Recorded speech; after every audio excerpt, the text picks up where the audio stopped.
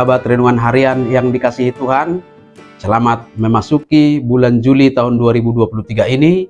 Dan sebelum kita mengawali seluruh aktivitas kita hari ini, Sabtu tanggal 1 Juli 2023, baiklah kita memberikan waktu sejenak untuk mendengarkan firman Tuhan yang menjadi kekuatan dan inspirasi hari ini, yang tertulis dalam kitab Yesaya pasal 56 ayat 1 demikian.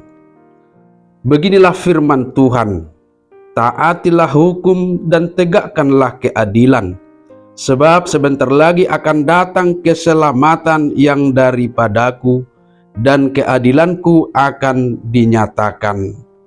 Songonodo hatani Jehovah, redoti hamu ma'uhum jala ulahon hamu hati goran, ai jonok nama asaro hatuauku, jala papatarokku hati gorakku.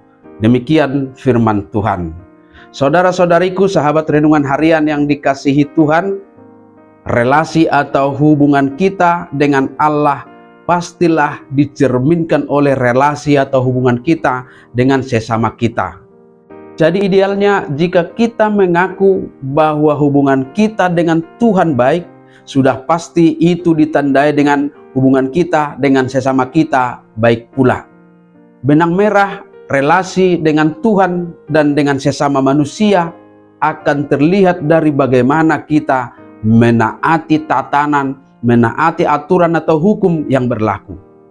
Relasi kita dengan sesama diikat oleh sebuah sistem, yaitu tatanan atau aturan atau hukum yang ditentukan oleh Tuhan Allah sendiri, yang tujuannya adalah untuk kebaikan manusia. Maka ketaatan kepada tatanan atau hukum atau aturan itu merupakan aplikasi dari ketaatan kita kepada Tuhan. Secara spesifik dalam nasarian kita, hal itu diaplikasikan dalam konteks ketaatan kepada hukum dan penegakan keadilan. Inilah inti dari iman itu yang harus kita nyatakan dalam hidup kita. Melalui Nabi Yesaya, Allah berkata, taatilah hukum dan tegakkanlah keadilan, yang mengingatkan kita akan tanggung jawab iman kita. Di mana ada orang beriman, maka seharusnya di sana hukum harus ditaati dan keadilan harus berlangsung sampai kelak waktu Tuhan datang. Karena itu adalah bukti iman kita. Kita semua membutuhkan keadilan, karena dengan keadilan itu kita akan dapat melakukan cara hidup yang benar di hadapan Tuhan. Di tengah-tengah dunia yang cenderung berambisi untuk saling menaklukkan, yang akhirnya mengabaikan hukum, di tengah persaingan dalam berbagai hal yang akhirnya kebenaran ditinggalkan, di tengah upaya banyak orang untuk menjadi yang terkuat dan terhebat yang akhirnya melakukan ketidakadilan, orang percaya harus hadir dalam identitas iman untuk membawa nilai-nilai kebenaran dan keadilan, dan tidak mau terjebak dengan kecenderungan dunia ini. Hal itu harus kita mulai dari hal-hal kecil dengan mengaplikasikannya dalam hidup keluarga kita. Jangan ada orang tua yang berlaku semena-mena dan memaksakan kehendak kepada anak-anaknya.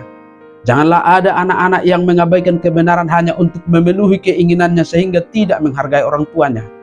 Apapun posisi kita di dalam keluarga, di tempat bekerja, di dunia sosial kita, di gereja, dimanapun kita berada, baiklah kita selalu merespon keadaan, melakukan berbagai aktivitas dan berinteraksi dengan sesama dengan selalu mengingat bahwa kita memiliki tugas dan tanggung jawab iman, yaitu menaati hukum dan menegakkan keadilan.